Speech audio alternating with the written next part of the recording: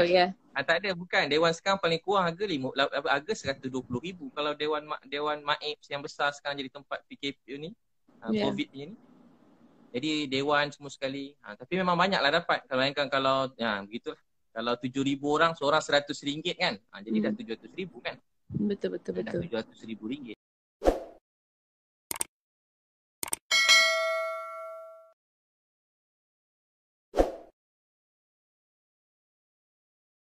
Assalamualaikum Ustaz. Waalaikumsalam warahmatullahi wabarakatuh. Sihat Nilofa? Sihat. Filter saya hilang sekejap ya. Okey. Okay. Ustaz ni first time ke Boleh. Ustaz live? First time tak reti live kat Instagram ni. Ya Orang ke? kampung. Hmm. Okay, Oh, alhamdulillah. Tak senang apa. ni Terima kasih sudi live bersama saya buat pertama kalinya. Ya, alhamdulillah. Okay Ustaz, macam mana puasa so far? Okay. Puasa Hari cukup, hari hari alhamdulillah, kelima. syukur. Saya tengok Ustaz buka puasa dekat R&R semalam. Bawa lori buka puasa dengan Kenapa driver lori. buka puasa dekat bawah lori? Itu salam pertama. Sebab semalam kan balik daripada Baling, Kedah. Okay. Lepas tu sampai yang ada cuma McDonald yang buka kan kat R&R. Okay. Lepas tu buka dekat ni lah, buka dekat bawah lori. Sebab Bersama, driver lori tu dia tengah masak air, tengah saya join je tumpang. Oh, diorang tengah masak. Ustaz datang Dia masak. join. Dia Happy ajak lah buka diorang sekali, dia semua. buka dengan dia.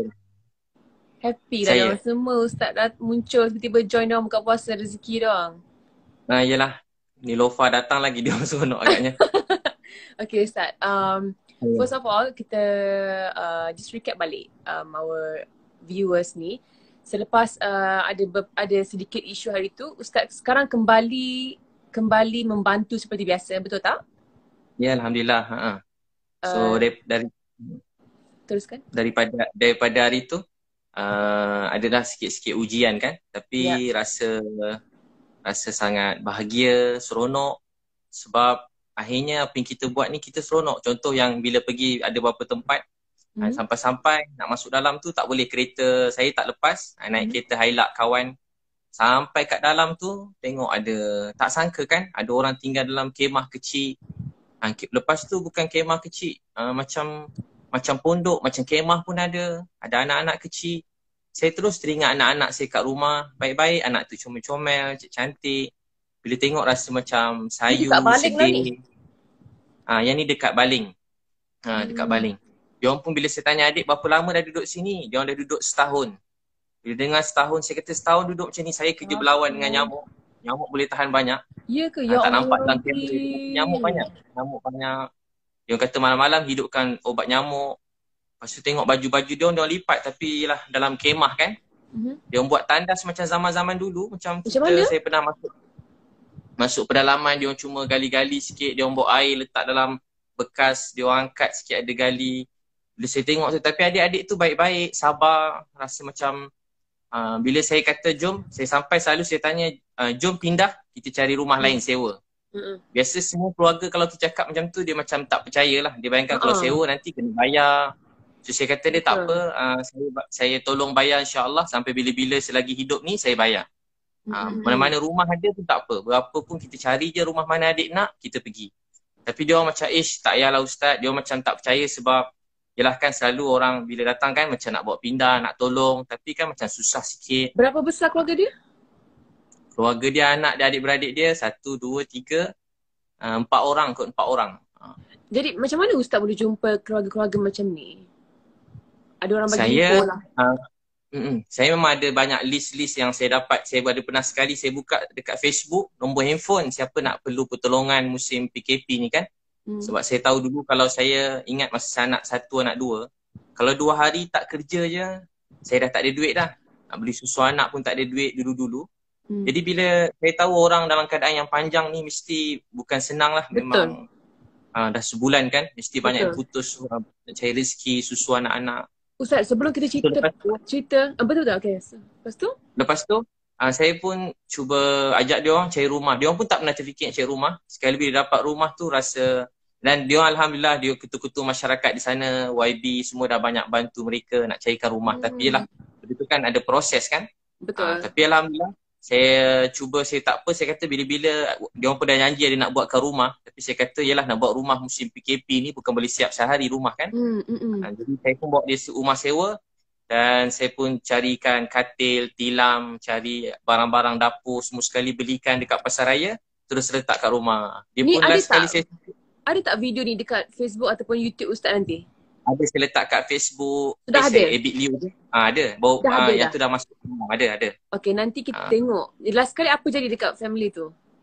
Lepas tu biasanya dia orang macam terkejut bila cakap tu, macam terkejut. Tapi saya suka bila last sekali, walau dia keras, bukan keras, macam dia macam faham tak faham apa terjadi, last sekali mesti dia nangis. Bila dia nangis tu lah ubat hati kita. Anak-anak tu senyum. Tengok dia orang senyum tu jadi, tadi kita menangis tengok rumah dia. Saya dah tahu keadaan keluarga ni dah 2 hari. Bila terstop sekejap tu saya macam mana nak pergi juga. Saya ini fikir yang juga. Ada Ustaz kongsi dengan saya tu ke?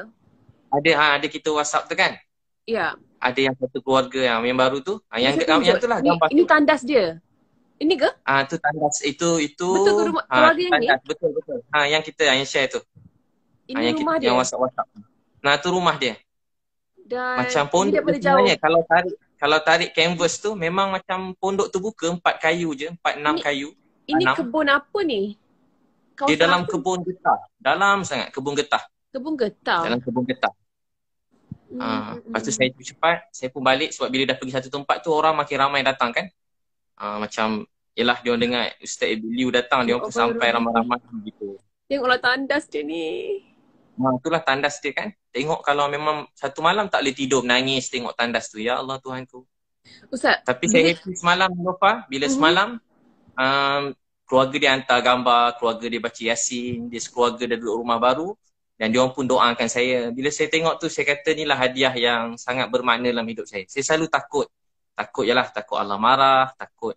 Yelah kita bukan kenapa sempurna. Ustaz takut Allah marah kalau bila Ustaz dah buat satu benda yang sangat besar untuk lagi-lagi untuk mereka tu yang dah lama setahun duduk dalam keadaan macam tu. Kenapa Ustaz? Saya rasa macam kenapa dah setahun, bawah ini saya tahu keadaan mereka dah setahun. Okay. Bawah ini saya tahu. Jadi rasa bersalah. Jadi bila dia hantar baca Yasin semua sekali, saya rasa doa mereka tu buat saya rasa happy, gembira, dia kepuasan kan macam. Orang dia yang perasaan tu sampai jadi macam ketagih tau. Bila kena stop tu rasa macam, kalau kata macam rasa macam seronok tengok buat kerja tu macam satu hari. Saya pergi mana saya niat dalam masa 6 jam tu saya nak selesaikan mana-mana tak ada rumah terus carikan rumah macam tu. Okay Ustaz. So saya niat teruskanlah sampai ujung tahun ni. So niat saya macam itulah tahun ni punya niat yang baru begitu. Bila hari tu saya ada luahan, saya ada buat luahan lah. Saya cakap macam kenapa kita perlu hentikan orang yang sanggup beri bantuan dalam semua bentuk dari segi wang, tenaga, waktu dan semuanya. Macam saya cakap ke Ustaz, saya sendiri kalau saya nak bantu mungkin most of the time saya boleh bantu hanya sekadar menghulurkan wang ringgit. Tapi saya mungkin tak ada time, saya mungkin tak ada tenaga nak turun padang, nak pergi ke Baling, Kedah, nak pergi ke mana-mana tu. Nak cari rumah dalam kebun getah, saya tak ada, mungkin saya tak ada tenaga kudrat tu ataupun saya tak ada masa. That's why saya cakap macam insan seperti Ustaz ni mungkin 1 dalam 1,000,000. Walau sekaya mana pun orang tersebut. Jadi that's why saya cakap kalau one day saya minta Ustaz doakan saya supaya saya juga ada boleh mampu buat seperti mana Ustaz buat. Maksudnya dan Ustaz dah buat benda ni daripada dah lama dah. Kalau mereka tu yang dapat rumah semalam tu hanya di dunia ni bacakan Yasin dan juga berdoa, dekat akhirat tu tak tahu dah apa istana yang Allah dah binakan untuk Ustaz. Jadi saya cemburu sebab apa tahu? Saya cemburu ibarat bila saya tengok Ustaz punggah barang-barang dari lori masa the first week of PKP, masa nak bantu frontliners semua kan. Saya cakap apa tahu? Ustaz sekarang tengah berebut benda yang orang ramai tak berebut. Ibarat macam kalau ada kontes nak menang kereta Ferrari, Ustaz seorang je tengah beria-ria nak menang kereta Ferrari tu dekat dunia lah. Tapi kita bagi gambaran untuk akhirat tu. Faham tak? Maksudnya kalau ada kontes untuk menang istana dekat syurga, Ustaz seorang je yang kita nampak lah. Ini apa yang saya nampak. Tapi Ustaz ramai sangat rakyat Malaysia lain yang membantu secara diam-diam, yang buat banyak sangat, yang beri sangat banyak bantuan. Tapi mungkin dari segala segi, maksudnya turun padang, RM1 sendiri dan juga masa tu mungkin tak ramai. Jadi ustaz dan antara mereka maksudnya ustaz dan juga mereka-mereka ini sebenarnya berebut benda yang ramai tak berebut lah. Jadi saya macam buru. Masya-Allah. Dan Nilofa pun dah banyak memberi semua sekali kan. Allah, yalah saya tahu Nilofa punya apa dipanggil? Ni lah, banyak telah memberi, berkorban, bantu ramai kat luar sana. Kita sama-sama sebenarnya ramai yang buat, saya tumpang-tumpang je. Ustaz, Tapi saya rasa macam ramai tak yang menghulurkan bantuan melalui saluran ustaz ni? Ya Alhamdulillah, mula-mula saya memang infak. Niat asalnya saya niat, saya sebenarnya pada dulu buat kerja macam ni lah. Memang daripada saya kecil, memang inilah minat saya. Pada 12 tahun. Tapi dulu tumpang orang lain, duit orang lain. Masa tu orang-orang kaya pergi mana-mana, saya beri tenaga saya lah. Saya memang pada 12 tahun, Sabtu Ahad je saya masuk kampung asli ke pedalaman-pedalaman. Memang kerja macam membantu, berkhidmat, berkasih sayang sampai berdakwah sikit-sikit. Saya selalu bahagian tukang buat tandas masuk pedalaman. Alamak. Saya tukang bahagian masak-masak, angkat-angkat barang, beg-beg pakcik-pakcik, ustaz-ustaz tu daripada 12 tahun. Sabtu Ahad je atau cuti sekolah November, Disember je saya pergi khidmat macam NGO ke masyarakat tu lah. Tak pernah ada kat rumah. Sampai kadang mak saya pun macam sedih lah, jarang ada kat rumah. Sampai saya kat universiti macam tu juga. Setiap kali cuti SEM je, saya akan pergi pedalaman-pedalaman. Tapi bila saat Allah beri rezeki saya lebih sikit, saya rasa macam happy. Sebab saya dapat guna duit saya sendiri. Macam happy tau. Setiap kali keluar tu memang macam keluar kali ni, dalam poket tu dah keluarkan duit cash banyak-banyak kan. Nak seronok macam ulur pakcik-pakcik makcik. Dulu duit RM1, RM2 kan. Sekarang mungkin duit RM50, RM100 dapat ulur tu macam rasa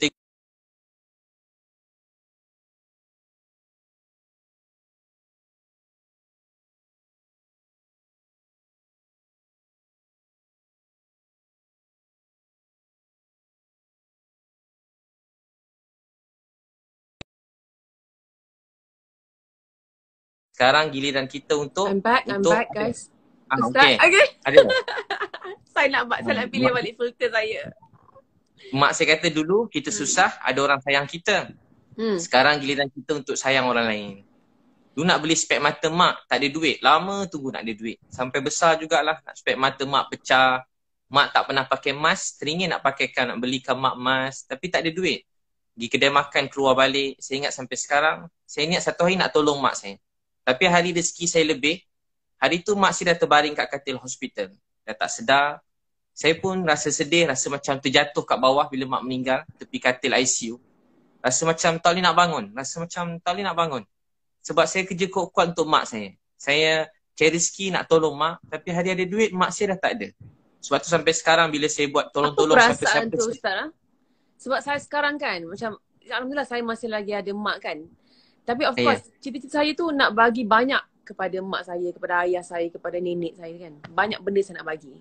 Tapi mungkin dengan keadaan saya sekarang, saya masih bekerja semua, saya tak boleh bagi lagi dengan apa yang saya nak bagi sebenarnya. Tapi kalau satu hari saya tak ada peluang nak kasih apa yang saya nak kasih sebenarnya kepada mak ayah saya tak tahu apa rasa tu. Jadi apa rasa tu sebenarnya? Saya rasa masa tu memang macam tak nak bangun. Tapi sampai sekarang kalau saya dapat macam hadiah ke, rezeki saya tiba-tiba dapat ke, dapat apa-apa anugerah ke daripada dulu, dapat apa-apa macam rezeki lah, apa-apa yang mengejutkan, saya selalu rasa ni mesti doa mak saya. Saya pun nangis. Family saya ada group family. Bila macam tiba-tiba macam ada apa-apa lah yang meletup sikit rezeki, bukan rancangan meletup kan, dapat apa-apa rezeki je. Tiba-tiba mesti adik-beradik kata ini kalau mak nampak mesti mak happy. Kerana abang saya letak gambar spek mata saya belikan tu mak tapi tak sempat pakai. Dia letak gambar spek tu. Saya rasa macam mak saya tengah tengok saya. Saya niat Allah beri pahala buat mak saya. Macam itulah selalu saya niat. Ustaz, macam kalau saya berdoa kan, saya selalu doa, saya kata ya Allah Tuhanku jadikanlah aku seorang yang hartawan dan dermawan. Bukan hartawan sahaja, hartawan dan dermawan. Supaya aku boleh menginfakkan harta-harta aku ke jalan yang engkau redai, yang engkau suka.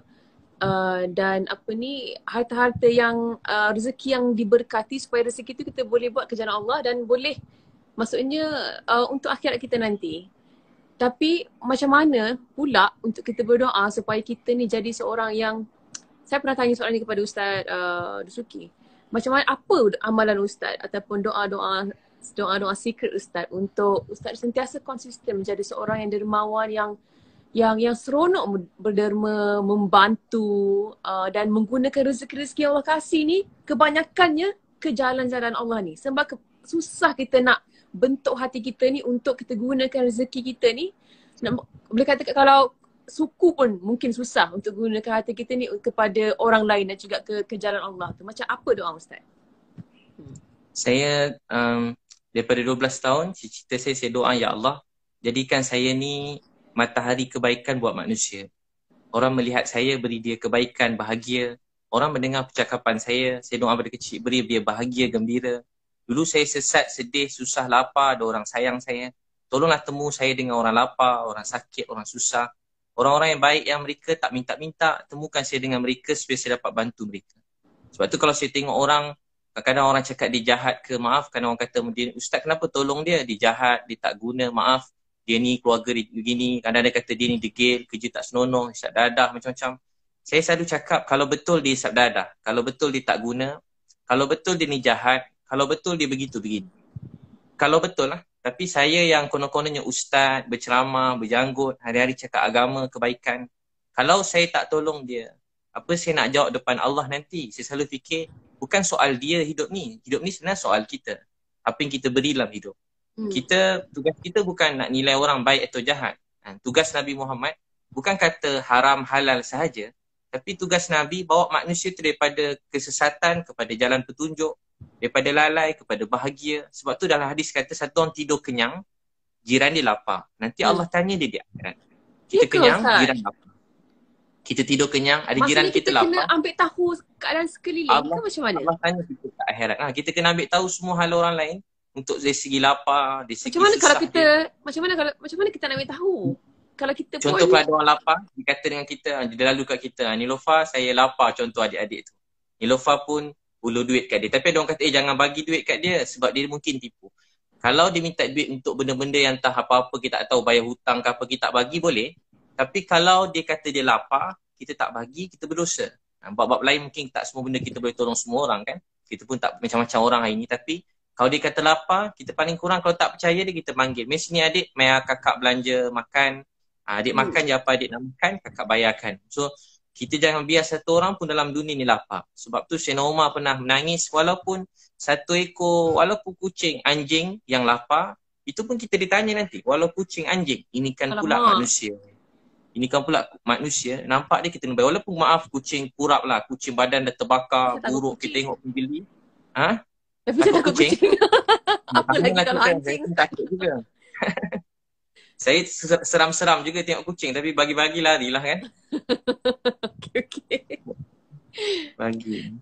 Suruh membantu bagi. Nampak je kucing datang dekat, langsung bantu bawa lari kucing tu bagi makan. Tapi maksudnya tak kisah kalau binatang, jiran, maksudnya kalau kita tahu dia dalam keadaan lapar, kita harus membantu. Seboleh-bolehnya. Kalau kita berkemampuan, kita mesti bagi. Terutama makan, minum, tempat tidur, benda asas, benda basic dalam hidup ni. Sampai ada orang tak ada tempat tidur. Macam ni, tidur dalam hutan, jauh pada sumber air, jauh pada elektrik. Tinggal macam kita tengok, ya Allah ada orang tinggal macam ni lagi. Kita kena tanya. Setahun adik tu duduk dalam kemah tu, setiap orang yang tahu keadaan dia semua ditanya oleh Allah di akhirat nanti. Jadi kita kena tanya dengan Allah. Walaupun dia susah, dia lapar, kita kena tanya. Sebab tu kena kesian dia. Macam sebelum tu kan ada kan orang dalam tempat macam sampah. Kalau Nilofa dia tengok sebelum tu. Saya tengok. Dia tinggal. Yang ada pakcik terbaring tu ke? Pakcik terbaring kan. Walaupun tempat tu kotor, ada orang cakap begini kan. Tapi soalnya bukan dia. Soal dia dengan Allah. Tapi soal kita yang melihat. Jangan salahkan orang lain. Ada orang pula salahkan orang, salahkan kerajaan, salahkan ni. Kita jangan salahkan kerajaan ke. Dia orang dah berusaha, dia dah beri yang terbaik, dia dah cuba. Hidup ni kalau kita menyalahkan orang, hidup ni masalah tak selesai. Jangan pernah dalam hati kita niat nak salahkan siapa-siapa. Salahkan diri kita. Dunia ni tak boleh berubah kalau kita menyalahkan orang lain. Untuk jadi bantu orang bukan mesti kena jadi orang besar, bukan kena jadi orang kaya. Walau kita ada, orang kaya ni apa sebenarnya? Dia ada satu roti, dia dua beradik daripada kecil, adik dia lapar, dia kerat separuh bagi ke adik dia. Dia ada hati yang kaya. Orang ni satu hari Allah beri dia kaya lagi banyak, dia lagi nak share dengan orang lain. Kaya tu dekat hati. Kaya tu dekat hati. Walau kita ada semua kan, macam saya masa hari tu duit banyak. Tapi hari tu mak dah tak ada. Rasa macam duit banyak ni pun dah tak ada harga sangat.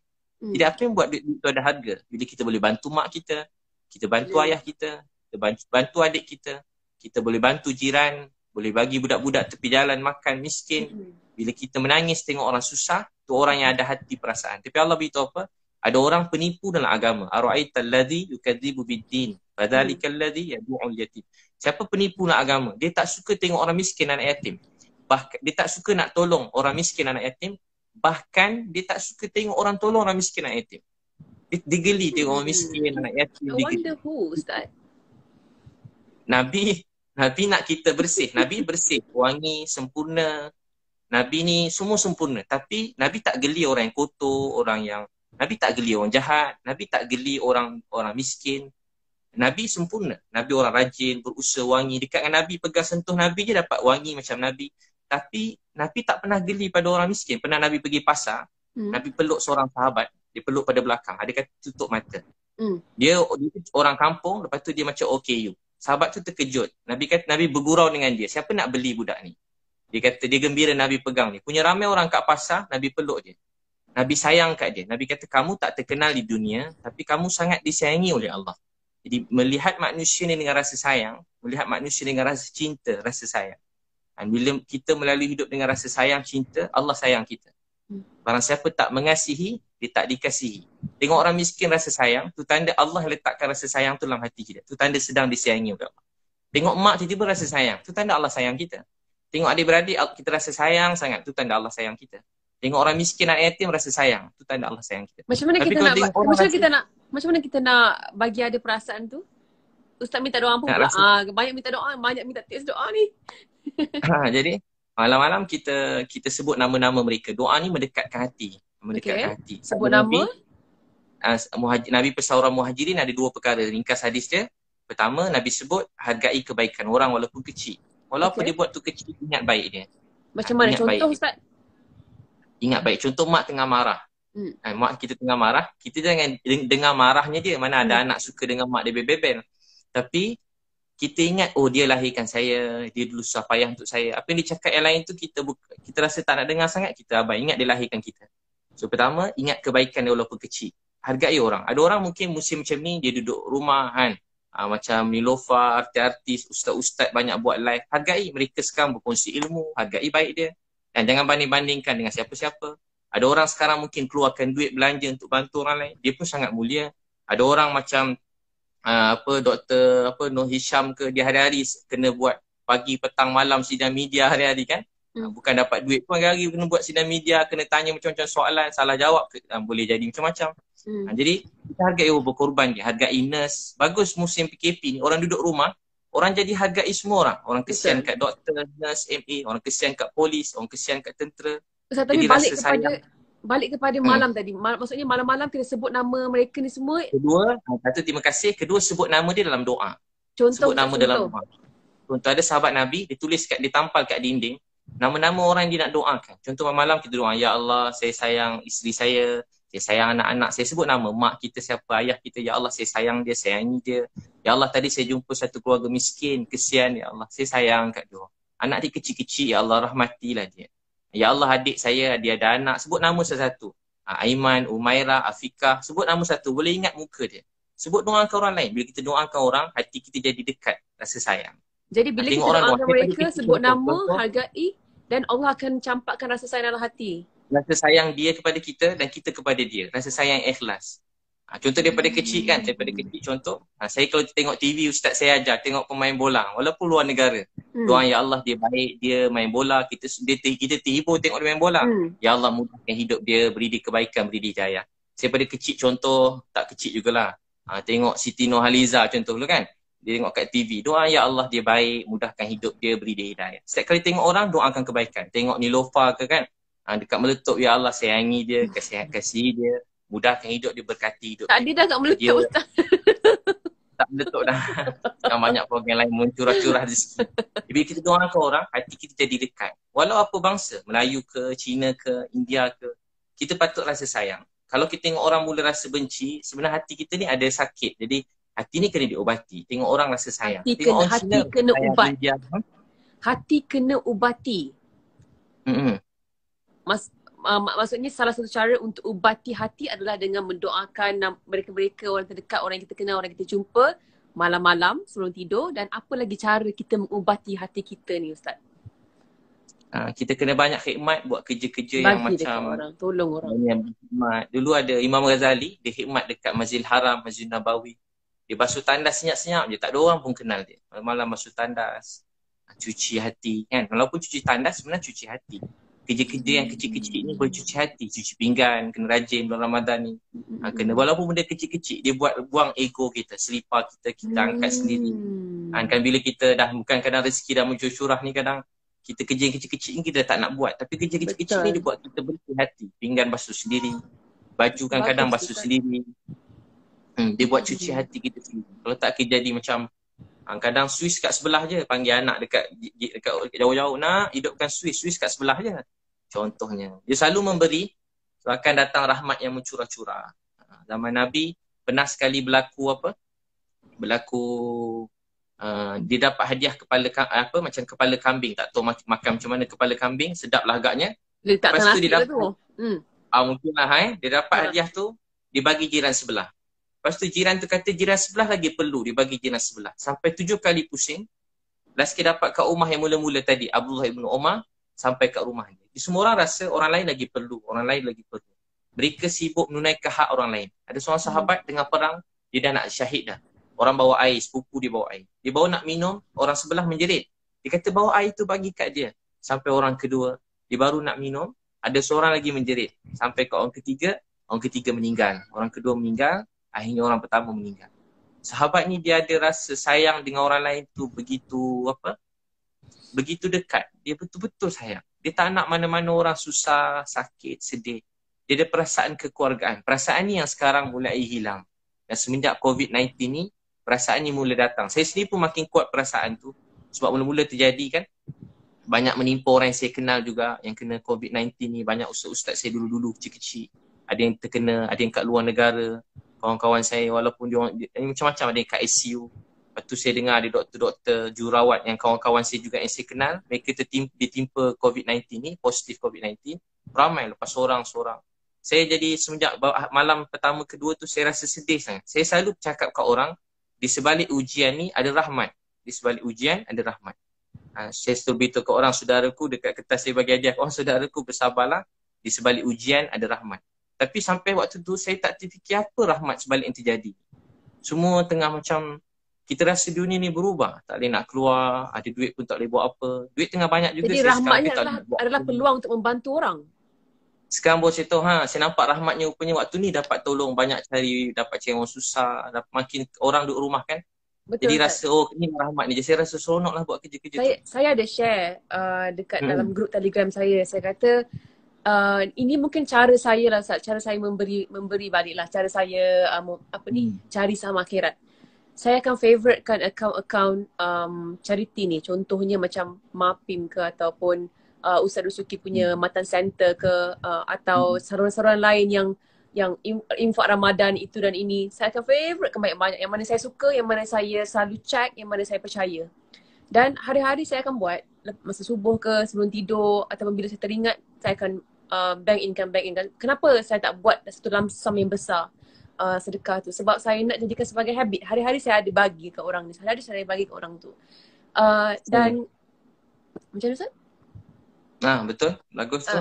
Dan untuk masa sekarang itu mungkin setakat tu saya boleh buat. Tapi saya tapi satu perasaan yang Allah bagi, bila kita memberi, bila kita keluarkan harta kita kan, satu benda yang saya tak boleh describe dengan perkataan. Maksudnya rasa seronok tu, rasa lapang kat sini. Apatah lagi kalau saya boleh turun padang seperti Ustaz. Sebab saya pernah buat tahun lepas, macam saya pergi ke satu kawasan kat Kuala Selangor ni, di kawasan-kawasan orang susah. Dan memang macam mana tersentak dengan pengalaman tu, because kita dapat tengok saya dengan saya punya peminat, grup peminat pergi ke rumah-rumah 30 buah rumah dalam satu hari. 30 ke 10? I can't remember. I think kita pecah-pecahkan ya. Tapi saya rasa untuk saya buat balik seperti itu mungkin agak sukar dengan jadual yang saya ada hari-hari kan. Tapi saya nak, sebab saya rasa selepas balik tu benda tu macam bagi saya satu nafas baru for quite a long time. Untuk satu ketika tu saya rasa macam saling kulit macam tu lah. Kan happy kan buat kerja tu, rasa macam beza dengan hidup kita yang lain kan. Betul. Yalah kita kerja ceramah, saya sini pun ceramah hari-hari, training, motivasi, pagi sampai petang ceramah. Macam tu hari-hari, tapi bila buat kerja ni saya rasa macam kepuasan yang saya sangat rindu untuk buat semua ni, rindu. Saya rasa rindu sangat nak buat semua. Macam best sangat lah, walaupun jadi macam ni. Saya rasa macam saya punya niat, saya niat tak ada satu orang pun kat Malaysia ni yang lapar. Dan saya niat, saya nak bantu kurang-kurang tak ada satu orang pun yang tinggal keadaan yang macam rumah macam tu lagi. Saya niat nak tolong mereka semua dan saya tolong bayar sewa-sewa orang susah tu sampai selagi saya hidup. So saya niat macam tu sebab saya tahu tak pernah berkurang rezeki dengan kita membantu orang lain. So saya niat tahun ni kan, dan mudah-mudahan Nilofa kita semua kita buat sama-sama, mudah-mudahan kita bantu semua sekali. Jangan satu orang pun yang tak ada rumah, sekurang-kurang jangan satu orang pun yang tinggal tepi jalan, tinggal dalam kemah, cari semua, termasuklah Sabah, Sarawak, semua sekali. Terutamanya kat Malaysia ni lah keutamaannya. Jangan satu orang pun anak-anak kecil yang hidup dalam keadaan macam tu. Yalah kadang-kadang ada mak ayah mereka yang sempurna. Ada yang kadang mak ayah sibuk kerja. Ada kadang-kadang mak ayah mereka yang orang yang tidak bertanggungjawab lah, orang yang tak sus ni. Tapi itu salah mak ayah dia. Anak-anak dia tak patut dihukum atas kesalahan mak ayah. Jadi kita yang lain-lain ni apa patut kita buat? Kita tolong mereka. Sebab tu daripada itu pun saya jumpa kan, saya pernah cerita jumpa budak perempuan bawah jambatan. 2 tahun ni 4 orang budak perempuan bawah jambatan saya jumpa pegang baby. Umur 14-15 tahun, dipegang baby. Saya jumpa dia, saya kata, adik, Allah sayang awak. Yang saya pernah cerita kat Meletup dulu kan. Ya, betul. Allah sayang awak. Dia kata, taklah ustaz, saya jahat. Saya ni tak guna ustaz, saya buat dosa. Tuhan benci saya. Taklah adik, awak baik. Allah sayang awak. Dia tengah tengok awak sekarang. Betul ke ustaz dia sayang saya? Dia sayang ke adik? Kalau dia sayang saya, kenapa dia biar? Kenapa saya jahat macam ni? Tak, dia sayang ke awak, adik? Kalau tak, dia tak jumpakan kita 2 pagi bawah jambatan. Saya pun ajak dia makan, sewa ke hotel, saya ajak kawan-kawan dia. Lepas tu bila dia kata, ustaz ajar saya semayang, saya pun semayang dengan dia orang. Baru semayang, saya kata, baru baca Bismillahirrahmanirrahim. Alhamdulillahirrabbilalamin. Ar-Rahmanirrahim. Bila Ar-Rahmanirrahim. Budak-budak tu semua dah nangis-nangis. Assalamualaikum warahmatullahi. Assalamualaikum warahmatullahi. Ustaz, jadi imam subuh lagi, boleh jadi imam kita orang lagi. Alhamdulillah budak-budak tu kan ada tempat tinggal, rumah. Baik-baik semua sekali. Ustaz masih kontak dengan dia orang? Mana pun dia cuma anak yang baik. Cuma anak yang sangat rindukan nasihat yang baik. Dia cuma rindu kasih sayang. Bukan anak-anak jahat, tak pernah jumpa orang jahat. Dia macam sedih. Dia setakat berdakwah ni, saya tak jumpa orang jahat. Walau betapa jahat orang cakap dia, tapi dia cuma rindukan kebaikan. Cuma nasib dia dengan kita tak sama. Kita mungkin daripada kecil ada suasana sikit orang didik agama, baik-baik, doa-doa. Dia orang tak sama macam kita. Dia orang tak ada siapa peduli. Tersedar bangun-bangun dekat tepi lorong, tempat-tempat yang tak patut mereka membesar. Jadi kalau dia dah macam tu, dia memang salah. Dia salah, apa yang dia buat tu salah. Tapi kita yang betul, yang ada ilmu, yang Allah beri sikit pengetahuan, apa kita buat untuk tolong mereka. Kalau kita fikir macam ni, banyak orang dalam dunia ni dapat dibantu. Ustaz, dekat video Meletup yang Ustaz pergi tu, dekat video YouTube dekat Meletup tu kan, jauh saya faham. Macam mana? Jauh sikit suara Dengar suara itulah, saya jelas. Suara Ustaz pun perlahan-perlahan. Sekarang dengar tak? Jadi perlahan tiba-tiba. Saya rasa Ustaz punya something. Saya punya handphone ke? Sekarang dah okey? Okey dah. Okey, sekarang dah okey. Dengar. Dekat YouTube yang Meletup tu kan, saya baca komen. Saya tengok banyak sangat komen. Bukan satu, bukan dua. More than that. Yang mereka cakap, Ustaz saya bukan Islam. Tapi saya suka tengok Ustaz. Ustaz saya sebenarnya beragama sekian-sekian. Tapi saya, sejuk hati saya bila saya dengar Ustaz bercakap ataupun bercerita.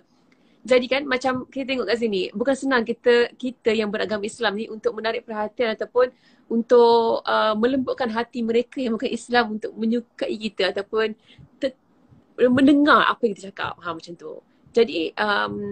Jadi apa macam mana Ustaz buat sebenarnya?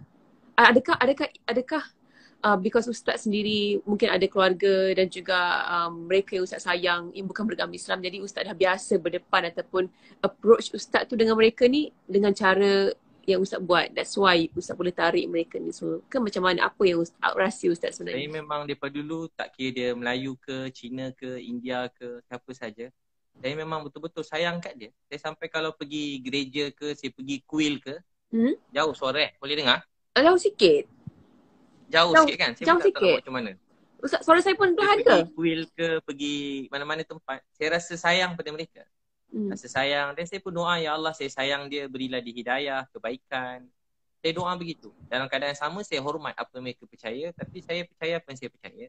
Dan kalau mereka tanya, saya kongsikan. Sebab tu sebelum daripada PKP itu, biasa memang ramai masuk Islam. 2 minggu ada 10 orang masuk Islam. 2 minggu ada 10 orang masuk Islam. Dan tak berhenti orang masuk Islam. Tanya pasal Islam. Begitu. Macam mana? Sebab nak menukar agama seseorang tu bukan senang. Tapi Ustaz buat dengan mudah. And for dah lama. Mungkin juga Ustaz. Mungkin dia orang rindu kasih sayang. Manusia ni kan cuma rindu kasih sayang. Dia tengok perkara yang baik-baik. Kadang hati rasa tak tenang, bahagia. Dia nak tahu apa tenang, apa bahagia. Sebab tu dakwah, dakwah ni dua. Satu bil lisan, satu bil hal, keadaan. Dakwah bil hal. Jadi Facebook, Instagram macam kita buat sekarang ni dakwah bil hal. Supaya manusia tengok dia rasa macam sayu, sedih. Dia rasa ingin dia rasa tenang. Dia tengok kita tu rasa tenang. Sebab kita buat perkara yang baik-baik, kita rindukan kebaikan. So begitu. Doakan Nilofa, kita bantu ramai-ramai orang. InsyaAllah, amin ya Rabbal Alamin. Ustaz, dan tahun ni tak ada satu orang pun kat Malaysia ni yang lapar. Amin, amin ya Rabbal Alamin. Niat dia dapat pahala dah. Walaupun belum dapat buat, mungkin tak tahu macam mana. Betul. Dengan satu orang pun tak ada tempat tidur, tak ada tempat tinggal. Dengan satu orang pun budak-budak tidur bawah jambatan lagi. Kita tolong mereka semua sebab ini tugas tanggungjawab kita semua dan kita kena doakan semua orang tanpa mengira bangsa, agama. Kita tolong semua manusia dalam dunia ni. Ustaz, macam minta maaf lah saya nak cakap ni. I just want to be realistic lah kan about this. Bila ada orang yang ingin ataupun orang-orang yang kurang apa cakap macam kurang happy atau kurang seronok bila tengok apa yang Ustaz buat. Macam mana Ustaz memaafkan dia? Macam saya sendiri kalau saya marah ataupun tidak menyukai seseorang, macam mana kita nak menukar hati kita ataupun nak bujuk hati kita ataupun nak tukar perspektif kita untuk kita tukar the judgement dan at least kita maafkan ataupun bukan tak maafkan pun kita tukar perasaan tu, cara kita berfikir tentang dia tu. Saya kalau paling sedih sekali Nilofa, kalau daripada dulu dalam berdakwah ni ada waktu macam sedih sangat. Sampai macam kita tak tahu nak cakap apa. Tak tahu nak cakap apa. Kalau cakap takut salah. Kalau cakap takut bergaduh. Kalau cakap takut boleh buat macam kita rasa kecewa tu tinggi kan. Sedih sangat. Jadi tahu tak apa saya buat daripada dulu Ustaz saya ajar. Kalau sedih sangat saya tak sabar tunggu waktu malam sikit Ustaz saya ajar. Tunggu malam sikit dah tak ada orang. Cari tempat tak ada orang seorang-seorang. Ambil wuduk sembahyang 2 rakaat. Lepas tu cuma nangis. Antara yang doa kalau bahasa dalam surah Yusuf. Ni doa Nabi Yaakob masih hilang Nabi Yusuf. Dia sedih sangat sampai mata dia hampir buta menangis. Sayyidina Umar Khattab pun pernah jadi imam. Dia sedih sangat jadi imam. Tak pakai mic. Tapi saf paling belakang dengan Sayyidina Umar menangis baca doa ni. Apa doa tu? Dia selalu baca innama ashku basti wa huzni ilallah. Innama ashku basti wa huzni ilallah. Apa dia kata? Innama ashku basti wa huzni ilallah. Maksud dia, kalau baca maksud dia pun tak apa. Ya Allah, aku mengadu sedih susah aku pada Engkau. Dalam kata Melayunya, ya Allah saya sedih. Ya Allah saya susah. Saya tak tahu nak buat apa. Ya Allah saya sedih, saya susah. Tolonglah saya. Saya sedih ya Allah. Saya tak tahu nak buat apa ya Allah. Saya serah pada Engkau. Saya tak tahu ya Allah. Saya ulang-ulang cakap tu, ya Allah saya sedih. Saya tak tahu. Tolong. Ya Allah saya sedih ya Allah. Saya mengadu sedih saya pada Engkau. Bila Ustaz doa macam tu kan, adakah Allah akan tukar hati Ustaz terhadap orang yang Ustaz rasa marah? Kita rasa lega sebab dapat nangis ke Allah. Tu nangis kuat-kuat. Kalau saya bantai je nangis kuat-kuat. Tengok tak ada orang kiri kanan takut orang tuduh gila pula kan. Nangis kuat-kuat. Dia cakap ya Allah sedih. Sampai tak esak-esak. Sampai puas menangis tu ke Allah. Ya Allah sedih. Lain tak Allah rasa lepas tu Ustaz? Lepas kita nangis tu, yang kita tidur. Lepas tu kita bangun-bangun kita dah rasa lega, reda. Antara doa Nabi Muhammad SAW yang paling banyak Nabi doa juga. Ya Allah, mereka tak faham, tak tahu. Beri mereka hidayah. Ya Allah, mereka tak faham, tak tahu. Beri mereka hidayah. Kan pernah orang Taif baling batu kat Nabi kan, dekat berapa belas kilometer berdarah-darah. Malaikat semua dah marah dah nak terbalikkan orang Taif. Tapi apa Nabi kata? Ya Allah, aku mengadu betapa lemah dan naifnya aku pada engkau. Ya Allah, aku yang kurang. Baik tak Nabi? Orang lain buat jahatkan Nabi, Nabi kata, ya Allah, saya yang tak pandai buat dakwah. Saya yang kurang. Antara doa Nabi, ya Allah, kalau mereka tak dapat hidayah, bila hidayah pada anak cucu mereka. Ya Allah, kalau mereka tak dapat hidayah, bila hidayah pada anak cucu mereka. Itu doa Nabi. Nabi cuma nak manusia ni bahagia. Nabi cuma nak semua manusia ni masuk syurga. Nabi tak gembira tengok orang susah. Hati kita sakit, tapi kita doakan yang baik-baik. Kadang kita sedih kan, orang cakap kita, kadang ada orang ugut kita, kadang kena ancam bukan-bukan, ada orang fitnah kita, orang buat-buat cerita sendiri, orang umpat keluarga kita, fitnah bukan-bukan. Kita rasa sedih. Bila kita sedih, kita mengadu ke Allah. Ya Allah, saya sedih, saya mengadu pada engkau. Bila kita mengadu ke Allah ni, kita rasa lega. Sebab seluruh dunia akhirat ni, Allah yang punya. Dia beri pada siapa dia nak beri, dia tahan apa dia tahan. Kita tak hidup untuk orang, kita hidup untuk Allah sayang. Orang cakap apa tentang kita, tak buat kita jadi mulia, tak buat kita jadi hina. Mulia hina tu daripada Allah. Kita tak hidup untuk penghormatan orang, kita hidup untuk Allah sayang. Untuk hidup untuk Allah sayang. Dia tak, apa orang cakap, dia tak beri kesan kat kita. Saya selalu cakap macam tu. Dia pun tak pernah bagi sesuap nasi kat kita. Kenapa kita nak terlalu sedih dengan orang cakap tentang kita? Yang uruskan hidup kita, yang jaga kita daripada dulu sampai sekarang, Allah. Orang memang tak berhenti bercakap. Kadang-kadang dia suka kita, kadang dia marah kita. Tapi kita hidup untuk Allah sayang. Allah sayang. Penting kita sentiasa perbaiki niat hati kita. Kita ulang-ulang juga baca doa Nabi Yunus AS. La ilaha illa anta subhanaka inni kuntu minaz zalimin. Ya, tiada Tuhan melainkan kau ya Allah. Maksudnya, tiada yang boleh bagi sedih, gembira melainkan kau. Maha suci kau. Aku orang yang zalim. Ulang-ulang ya Allah. Saya tak peduli apa orang cakap tentang saya cuma nak kau sayang saya. Nabi kan bila kembali batu kat Taif, antara doa Nabi tahu apa dia? Ya Allah, pada siapa kau letakkan aku? Orang Taif ni baling batu kat aku, buat jahat kat aku. Orang Mekah pula nak bunuh aku. Pada siapa kau letakkan aku ya Allah? Pada siapa? Aku tak peduli. Pada siapa kau letakkan aku? Serahkan aku ni pada siapa? Orang Taif baling batu dekat aku. Orang Mekah pula buat jahat kat aku. Tapi Nabi kata apa? Ya Allah, aku cuma takutkan kemurkaan kau. Janganlah marah pada aku. Aku tak kisah apa orang cakap kat aku. Yang aku cuma takutkan kemurkaan kau. Yang apa aku nakkan hanyalah keredaan kau. Ya Allah, aku hanya inginkan keredaan kau. Nabi kata, ya Allah, aku hanya inginkan keredaan kau. Jadi kita selalu cakap, ya Allah, aku hanya ingin kau reda pada aku. Jadi bila kita niat macam tu, kita akan sedih. Tapi kena cakap. Kita cakap untuk hati kita sendiri. Macam ni saya cakap ni. Macam kuat sangat kan? Tak kuat juga. Tapi sebenarnya tengah cakap untuk hati sendiri. Cakap untuk hati kita, hidup untuk orang, hidup untuk Allah sayang. Seluruh dunia berkumpul nak hina kita. Allah kata mulia, tetap mulia. Satu dunia muliakan kita, Allah hina kita, tetap hina. Hina mulia itu hanya daripada Allah. Ustaz, selepas isu hari tu kan, tiba-tiba satu Malaysia tahu apa yang Ustaz ada, perniagaan Ustaz banyak mana, apa kisah silah Ustaz daripada susah sampai senang. Tiba-tiba semua orang dapat tahu, oh Abid Liu ada kereta berapa biji, ada rumah macam mana, sekian.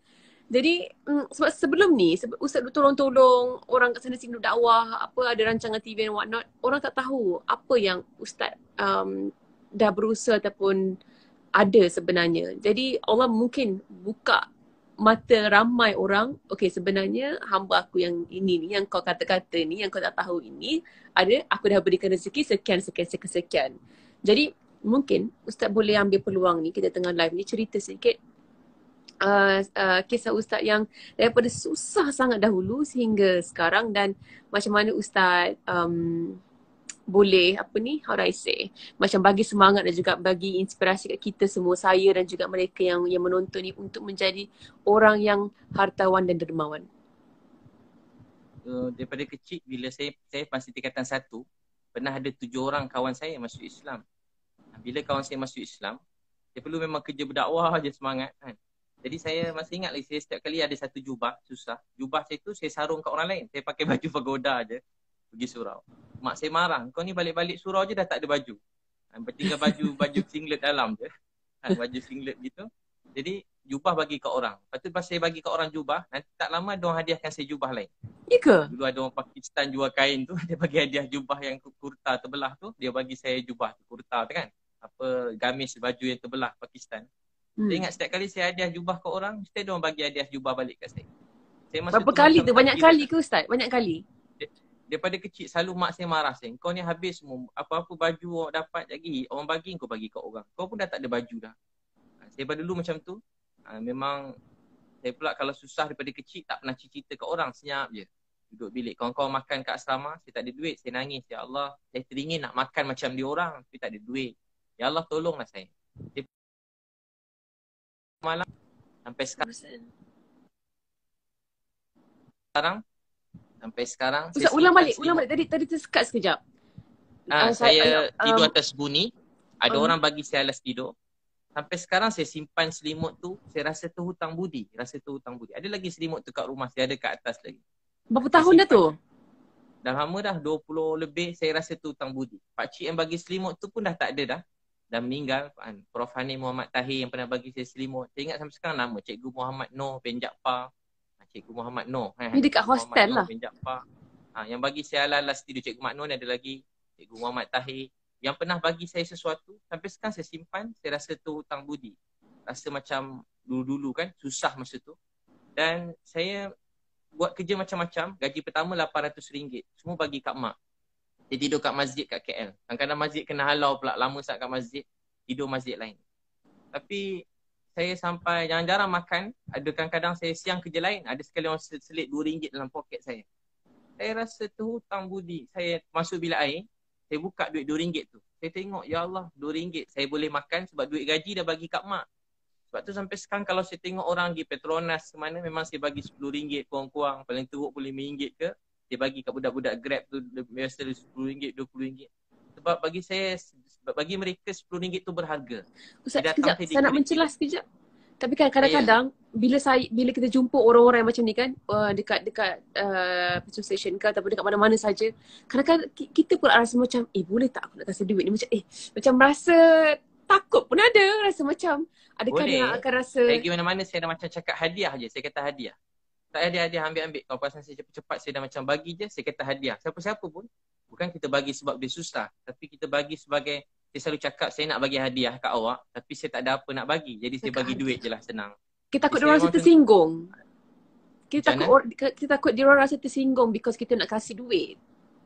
Faham tak Ustaz? Biasa orang dia seronok tamu pakcik-pakcik, makcik-makcik. Kita cakap macam ayah saya. Kalau ayah saya bagi duit. Walaupun ayah kita ada duit kan. Kita bagi duit. So kita kata pakcik ni macam ayah saya, macam mak saya, macam keluarga saya.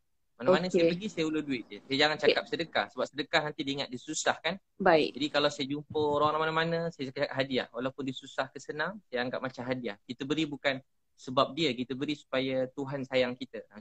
Baik, okey. Sambung balik tadi cerita. Sambung balik saya cerita pun kerja, banyak minta kerja semua tak dapat. Semua tempat kerja saya pergi, semua tak dapat. Dulu kan ada janggut sikit, tak panjang macam sekarang, sikit je. Lepas tu tie pun pinjam dengan kawan, pakai tie nak pergi interview, pinjam dengan kawan. Tumpang motor kawan. Banyak tempat saya pergi interview semua tak dapat. Ada yang campak resume. Jadi kenangan. Sebab tu kalau orang marah kita yang kecil hati, adik-adik muda-muda kan, satu hari dia jadi kenangan dalam hidup kita. Buat kita lebih bersyukur dan lebih menghargai orang lain. Sampai banyak kerja tak dapat. Last sekali saya dapat kerja dengan Datuk Fadilah Kamsah. Datuk Fadilah Kamsah dengan Prof Hani Muhammad Tahir. Dia orang cikgu saya lah. 4 tahun saya kerja dengan dia sebagai penceramah. Semenjak itu tiba-tiba rezeki saya pun mula mudah sikit. Kerja ceramah. Ingat lagi bagi ceramah pada bos-bos Shell ni. Tapi saya naik apa tau? Naik motor buruk, parking jauh-jauh. Sebab nak ceramah pasal motivasi. Itu motor buruk, lesen pun tak ada. Saya ambil lesen dah lambat. Dah tua-tua baru ambil lesen. Kalau polis tahan tinggal motor-motor sekali. Sebab tak ada duit. Tapi satu hari saya mula ada program kat radio IKIM sikit. Lepas tu saya buat apa semua jadi. Saya mula berniaga. Tiba-tiba tu kata semua jadi mudah. Dan mudah dapat program training corporate yang besar-besar kan. Semua bayar program team building kan. Mahal-mahal juga. Program tu boleh tahan juga. Ratus-ratus ribu juga begitu program. Jadi tak berhenti program. Program 3 hari dapat sekian. Tak berhenti. Sampai ke kerajaan pun kementerian. Seluruh kementerian tu datang kursus dengan saya 3 hari. Ustaz cari ke mereka yang datang? Masa tu awal-awal saya cari. Lepas tu saya ingat lagi saya pergi present dulu. Banyak tempat siap. Saya kena marah. Saya punya presentation tu kena campak kena dilambung. Datuk-datuk tu lambung dekat tong sampah dulu-dulu. Tapi kemudian tu rezeki mencurah-curah. Tak berhenti-berhenti dah. Dan saya pun saya ingat lagi. Sebab tu saya suka buat sendiri. Saya hantar buku. Banyak syarikat buku, maafkan. Masa tu tak nak buku saya. Dalam saya cetak buat syarikat buku sendiri. Alhamdulillah buku-buku tu memang syukur kat Allah. Saya pun ada satu Ustaz bagi. Macam mana? Saya ada buku Ustaz bagi. Oh ada buku kan? Yang Ustaz bagi dekat Melaka few years ago. Kan? Masih ada. Buku 11 Amalan Kaya. So buku tu jadi laris sangat. Dan saya buka restoran pun syukur pada Allah ada Paramount Coffee House tu. Dan rezeki pun mula mencurah-curah. Tapi yalah saya kerja berceramah kan, ustaz-ustaz. Jadi saya memang sorok-sorok lah. Kalau kereta semua sorok. Kereta sorok.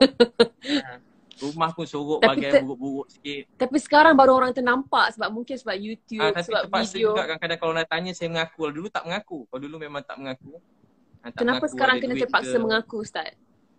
Sebab kalau tak mengaku nanti orang ingat kita macam susah, ambil duit derma. Saya sebenarnya ramai minta nak sumbang. Jadi saya segan bila orang minta nombor akaun kat saya. Kawan-kawan kan tak bagi, macam kalau bagi nanti takut ada macam-macam orang kan. Takut ada macam-macam takut ni. Jadi senang saya buat je satu akaun supaya tak fitnah. Saya buka satu pertubuhan kasih umat Malaysia. Jadi akaun tu memang asing, ada orang lain, ada audit dia semua. Bukan saya yang keluarkan duit lah. Tapi saya tahulah keadaan akaun tu semua. Memang khas untuk bantu-bantu orang juga. Saya buka dalam baru-baru ni juga saya buka.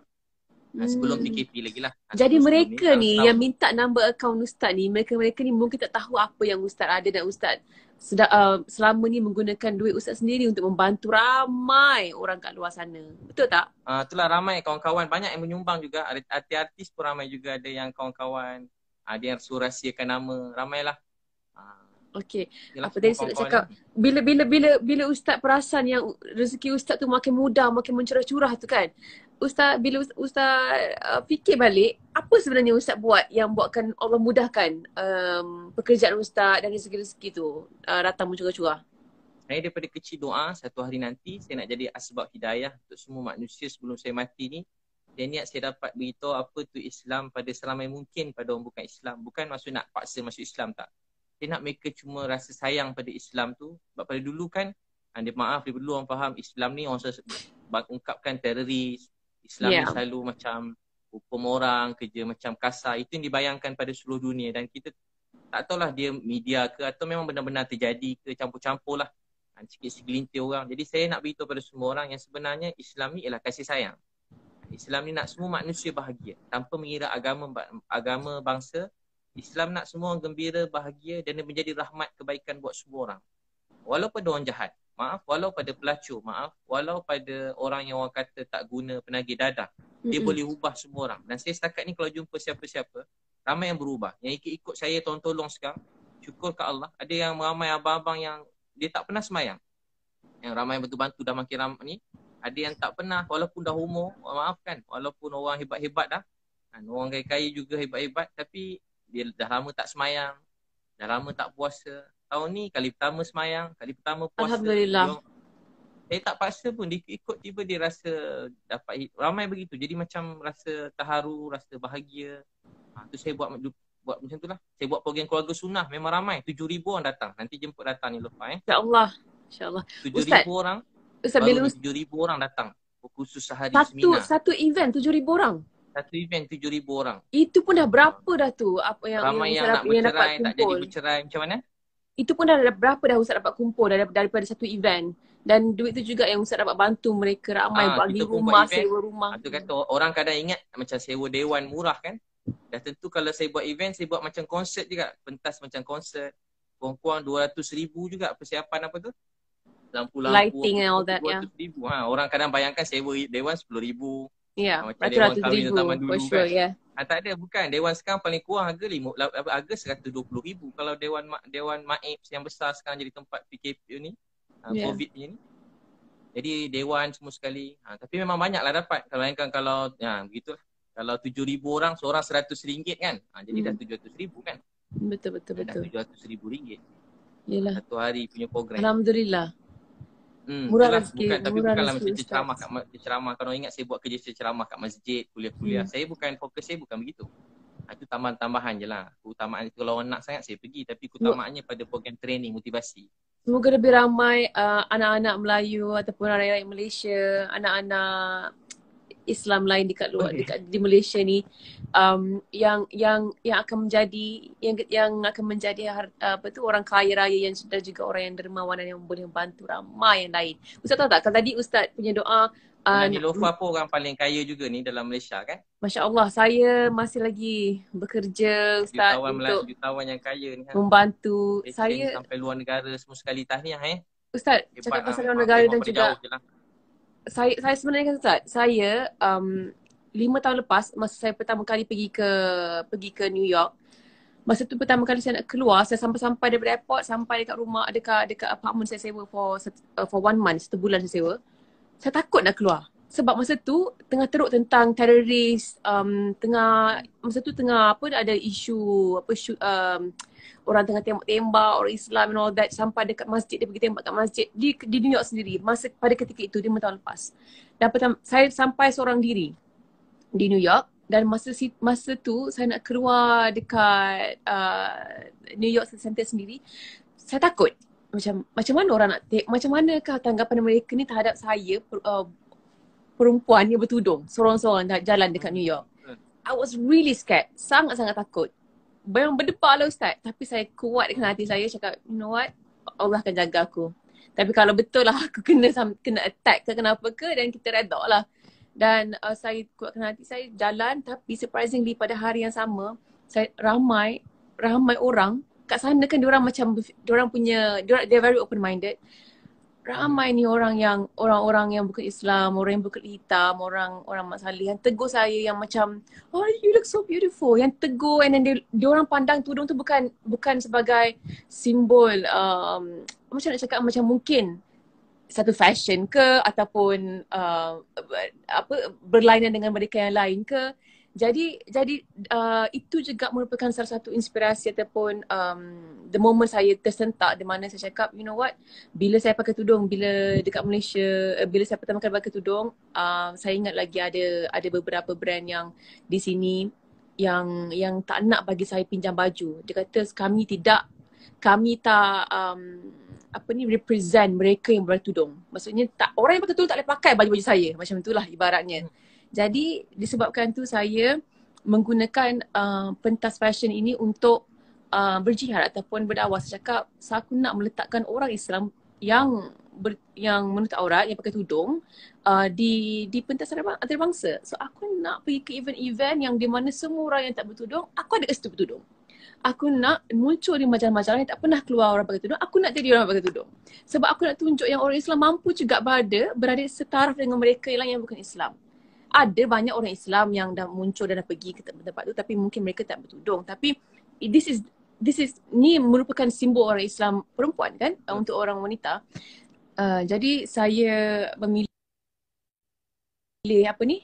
cara inilah sebenarnya, tapi saya tak pernah bercerita ni secara terang-terang kepada ramai orang, sebab saya tak nak cerita kongsi selagi saya tak capai apa yang saya nak. Tapi memang kita tengah bercerita pasal ini, saya nak Ustaz doakan saya supaya. Tapi tahniah Niloufar, tahniah. Sebab memang hadis Nabi SAW kan, bang siapa bekerja kuat untuk bantu orang miskin, anak yatim, dia sedang berjihad. Saya selalu tanya kat anak-anak, siapa nak berjaya? Semua angkat tangan. Siapa nak kaya? Kalau tanya sekolah, semua dah tak nak angkat tangan. Siapa nak jadi terkenal? Semua tak angkat tangan. Macam berdosa kalau terkenal. Siapa nak jadi hebat? Semua dah tak nak. Sebenarnya saya selalu beritahu kat ceramah-ceramah anak muda. Penting jadi kaya. Penting jadi terkenal. Penting jadi paling maju. Kalau boleh paling terkenal dalam dunia. Paling kaya dalam dunia. Paling jadi pemimpin yang paling hebat dalam dunia. Supaya kita menjadi contoh untuk ramai manusia dalam dunia. Tapi bukan maksud kita hina orang lain. Nasib orang beza-beza. Tapi kalau ada kemampuan rezeki Allah, jadi yang paling terkenal, jadi yang paling kaya. Bukan nak bawa orang kepada kita.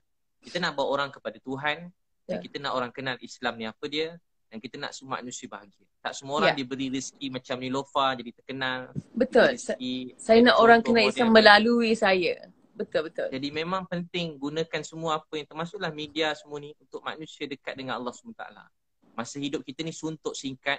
Tapi apa sahaja yang kita ada, kita kerahkan gunakan untuk kebaikan. Jadi Niloufar sedang berjihad. Bukan senang nak pergi luar negara, nak bertudung kan. Bukan senang. Memang nampak cantik, nampak takut, best. seram macam-macam ada pandangan orang kan. Betul. Saya bawa isteri kalau jalan-jalan, bukan kata masuk jadi apa. Masuk itulah apa-apa yang Niloufar buat ni, yang hebat-hebat ni. Baru berjalan dekat mana luar negara, bawa isteri pun saya dah, orang kan pergi ke airport kan. Saya pakai ni kan, Burdah pula. Memang mana-mana kadang dia orang bebel-bebel, kita faham pula dia bebel-bebel kadang, mana-mana negara lah tak sebut. Ditengok pun dia macam rimas jugalah kan. Ustaz, saya pernah kena banyak kali. Begini jadi orang hebat, tahniah supaya orang tengok orang Islam ni dia orang bukan benci sebab dia telah disalah faham tentang Islam. Jadi siapa nak bagi dia orang faham? Kita. Rupa orang bertudung, ubah pandangan mereka. Orang yang tutup aurat, bertudung, pakaian yang baik, rupanya boleh menjadi contoh buat semua manusia dalam dunia. Betul. Saya selalu cakap, orang kata tak penting terkenal. Saya tanya adik-adik suka siapa contoh kan? Adik-adik suka orang, contoh anak-anak kita kan, anak yang muda-muda kan, semua nak jadi macam orang Korea contohnya. Jadi tak salah kan, tak salah. Tapi sebab apa dia orang suka? Sebab dia nampak Korea tu terkenal. Jadi sebab tu kita orang Islam kena jadi terkenal supaya jadi contoh yang baik. Besok kita dah makin tua, anak-anak kita dia nak ikut siapa? Oh, dia ikut Nilofa pakai tudung contohnya. Muslimah yang baik pakai tudung terkenal. Jadi dia ada contoh yang baik. Dia ikut Nilofa, dia ikut Siti Nurhaliza, dia ikut siapa-siapa yang maksudnya semualah artis yang baik-baik menjadi contoh yang baik. Jadi, Nabi SAW bersabda, barang siapa mulakan satu kebaikan diikuti oleh orang ramai sampai kiamat dapat pahala pada orang yang mulakan. Jadi kalau Nilofa mula jadi pakai tudung dan orang ramai orang-orang yang memang dunia ni bukan dunia bertudung, bukan salah dia suasana dia. Tapi dia tengok Nilofa, oh rupanya nak cantik, nak terkenal, nak jadi orang hebat dengan bertudung pun boleh. Jadi salah satu ruang buka. Bukan maksud yang tak bertudung, dia mereka semua orang baik. Cuma kita semua orang ada kebaikan masing-masing, kita doakan semua orang baik-baik. Cuma kita nak apa kita dapat buat, kita syukur. Jadi kita doakan semua orang jadi contoh yang baik dan dalam keadaan sama kita hormat agama orang lain, kita hormat pandangan orang lain begitu. Ustaz, saya tak pasti kalau live ni akan tertutup dengan sendiri, akan off selepas 1 jam. Boleh tolong komen tak? Adakah akan terputus selepas 1 jam live ni? Sebab kita dah sampai 1 jam sebenarnya. Mungkin kita yang terakhir Ustaz mungkin ada pun yang nak tidur awal, nak bangun tahajud kan. Jadi satu benda lagi saya cakap, saya tak selalu tengok Ustaz selalu puji isteri Ustaz. Dengan tak malunya Ustaz macam bidadari saya bersemua secara terang-terangan.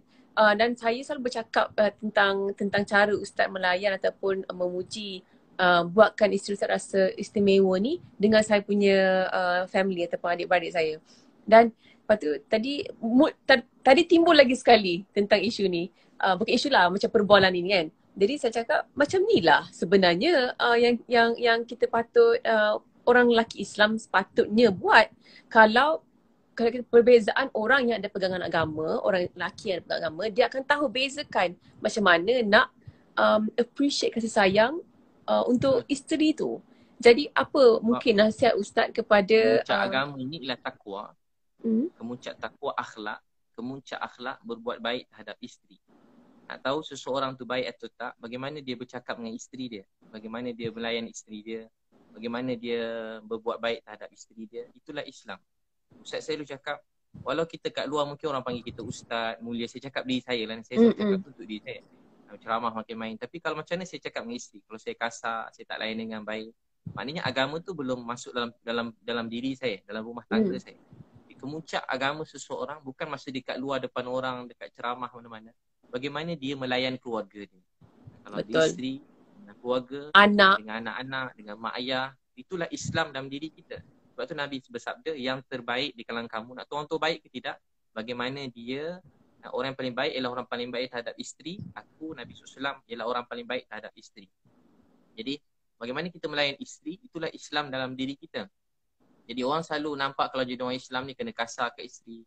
Ada orang buat isteri macam hamba. Ada yang kat luar baik, masuk rumah dia sepak isteri, terbang bawah meja, terbang atas kat terbang, habis mengamuk jadi kasar. Asal dengan isteri je jawab telefon dah jadi kasar. Jadi sebenarnya bagaimana kita bercakap dengan isteri itu Islam. Bagaimana kita cakap dengan mak ayah kita itu Islam. Bagaimana kita cakap dengan anak-anak, itulah Islam. Islam, pahala. Satu orang ayah peluk anak. Nabi kata, kamu sayang anak ni ya Rasulullah, ya. Nabi bersabda, kamu peluk anak, rahmat Allah mencurah-curah pada kamu. Jadi bila kita sayang keluarga, peluk anak mencurah-curah rahmat ke atas bapa rahmat mencurah. Bila tengah sedih ada masalah hidup, sempit, peluk anak, peluk isteri, peluk suami, peluk mak ayah. Jadi rahmat Allah mencurah-curah. Tapi kalau tengah marah, kita marah lagi anak. Ramai orang kat luar, hidup dia kelang kabut. Dia fikir kenapa kelang kabut? Oh, rupa-rupa dia tak ingat masa sebelum ke rumah tadi dia maki anak dia. Dia maki isteri dia. Isteri pun tak boleh jawab sebab isteri dia lemah, tak boleh jawab. Sebab tu doa yang dilihat oleh Allah, doa orang yang lemah. Selalu lemah ni isteri kat rumah. Isteri kuat mana pun, tapi kalau suami dia marah, dia jadi lemah juga. Termenung, dia sakit kepala dia, jadi teruk. Jadi orang-orang yang macam ni nampak tak ada kuasa. Isteri, anak-anak kan macam tak ada kuasa nampak selalu dalam ni. Tapi orang macam ni kalau mereka berdoa sesuatu untuk suami, untuk keluarga, rezeki itu berkat. Sebab tu saya selalu sebut, orang yang sayang isteri dia, hormat isteri dia, jaga kepercayaan isteri dia, dia urus dengan baik, nanti Allah beri rezeki dia mencurah-curah. Sebab tu kalau suami nak sesuatu, isteri dia nak, jadi cepat dapat. Tapi kalau suami dia nak, isteri dia tak nak, biasa lambat sikit dapat. Jadi sebab apa? Sebab satu hati dalam keluarga. Sebab tu keluarga ni ialah kemuncak agama dalam diri kita. Bagaimana kita melayan keluarga, itulah Islam. Sebab tu waktu ni rezeki Allah, kita dapat banyak masa bersama keluarga kan. Jadi sebab tu jangan kena tunjuk contoh yang baik. Saya memang saja, kalau orang tanya ustaz nak tunjuk, memang saya saja tunjuk. Sebab saya dengar Nabi bersabda, siapa jadi contoh yang baik sampai kiamat dapat pahala. Jadi saya memang saja tunjuk perkara yang baik-baik supaya orang tahu, oh tak salah rupanya kalau suami yang masak, tak salah kalau suami tu sapu rumah, tak jadi hina pun kalau kita pergi buang sampah. Tak akan jadi hina kan kalau kita puji isteri kita. Tak jadi kerana orang anggap benda tu macam tak baik, tak patut. Sebenarnya itu agama dalam diri kita. Jadi mungkin sebab supaya Allah sayang kita. Sebab mungkin ustaz pemahaman ramai lelaki Melayu lelaki Malaysia lah kan di sini kan, isteri yang kena buat kerja-kerja rumah, suami keluar kerja. Jadi bila balik tu kebanyakan kerja tu di isteri, yang tanggungjawab isteri macam tu. Kita punya pemahaman daripada kecil kat drama TV pun tunjuk benda sama. Mungkin atuk nenek ataupun mak ayah kita pun buat benda yang sama. Sebab itulah ramai salah faham. Oh ini bukan kerja aku, ini kerja isteri aku tak boleh buat kerja ni kerja perempuan. Sebenarnya kena sebuah keluarga kan, dia sibuk memberi kan. Saya cakap sebagai suami sibuk memberi, isteri pun sibuk memberi. Dan hidup kita untuk redha Allah. Yang penting kita dapat bawa isteri, alarang kahwin dia sampai syurga. Pegang tangan isteri sampai masuk syurga. Dunia ni tak lama kan. Banyak orang-orang yang besar-besar, kaya-kaya, hebat-hebat pun dah tak ada dalam dunia. Atuk nenek kita dah tak ada. Mak saya dah tak ada. Orang saya sayang betul dekat saya. Saya pun sayang kat dia, tapi dia dah tak ada. Satu hari semua mesti pergi tinggalkan dunia ni. Tak ada orang yang kekal dalam dunia. Jadi apa yang berharga dalam dunia ini ialah bilik kasih sayang, kebaikan, cakap lemah lembut, kita mendoakan kebaikan, bangun malam menangis pada Allah, saling hormat menghormati, rasa sayang pada semua orang. Bila kita buat begitu, Tuhan sayang kita. Kita sayang pada semua orang, terutama keluarga kita. Mulakan daripada rumah tangga, dengan jiran-jiran. Kita banyak mengalah, tak jadi hina kita memaafkan. Riwayat Bukhari, ada orang masuk syurga. Sifat dia apa? Memaafkan. Sifat dia apa? Memaafkan orang lain. Dia ingat dia tak ada amal lain, rupanya dia memaafkan orang. Itulah, terima kasih Nilofa. Allah terima. Kita doa sama-sama, mudah-mudahan Allah terima kita. Ya awal al-awwali. Baik. Terima kasih banyak-banyak Ustaz. Semua ini. Ya akhir al-akhirin. Ya zal quwwatil matin wa ya rahimal masakin. Ya arhamar rahimin. Ya Allah, Tuhan kami yang sangat sayang kami. Tak ada siapa yang pernah sayang kami seperti mana Engkau sayang. Ya Allah, ampunkan dosa-dosa kami, mak ayah kami, isteri kami, keluarga kami.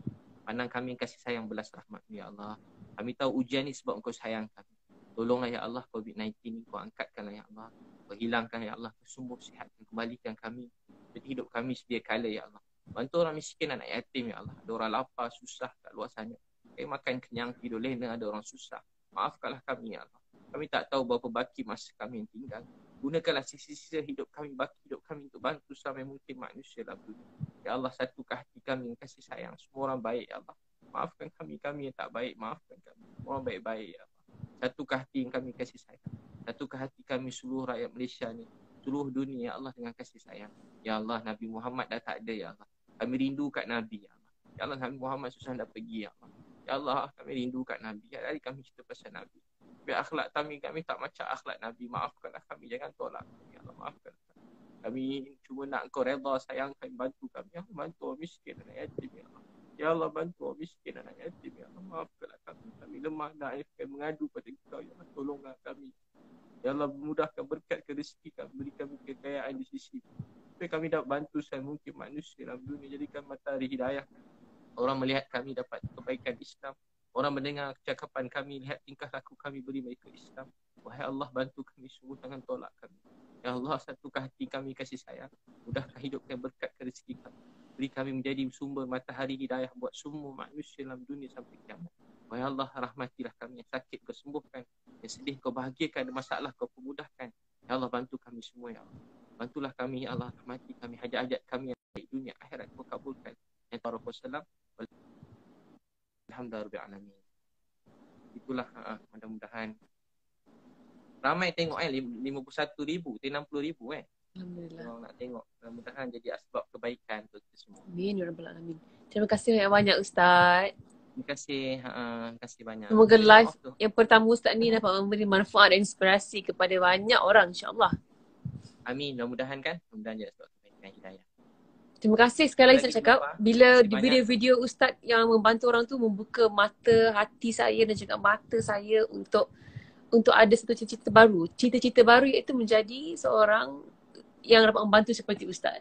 Mudah-mudahan kita sama-sama ni Lofa, pakat-pakat kawan-kawan yang lain, ustaz-ustaz yang lain, artis-artis yang lain, kita bantu seramai mungkin kan. Mana tahu kita orang biasa-biasa, tapi mudah-mudahan sebab doa-doa orang miskin, doa-doa anak yatim, doa-doa orang susah-susah ni, anak-anak kecil yang terbiar.